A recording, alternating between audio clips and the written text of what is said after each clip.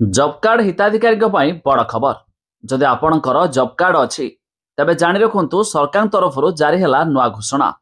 एबे आपण को कराबाक पड़िबो एही काम, नचेत आपणकर जॉब कार्ड होई जिवो बातिल। आ आपण भी सरकार तरफ आसुथिबा जॉब कार्ड रे टंका भी पाई पारिबे नाही। कौन रही अपडेट जानिबा पूर्वरु वीडियो को लाइक करंतु। सब्सक्राइब करनथिले एबे सब्सक्राइब करी पाखर थिबा घंटी चिन्ह को दबाई दियंतु।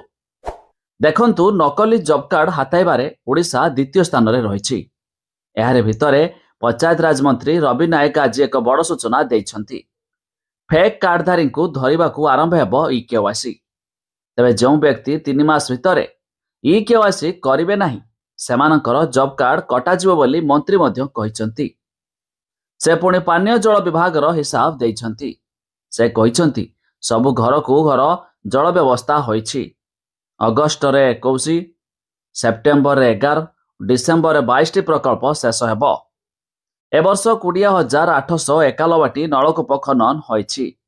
वर्तमान सुधा 5,27,570 नलकूप खोला होइछि।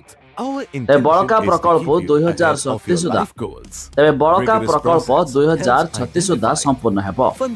एजेंसी पाई सबुदिन पेनाल्टी रहउछि। ते विलंब हेले नोटिस करा जाउछि।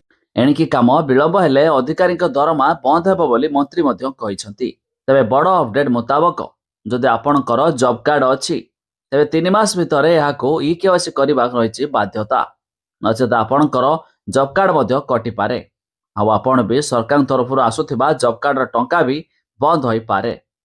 तेणु करी आपण याको यथाशीघ्र ई-केवाईसी कराइ नियंतु।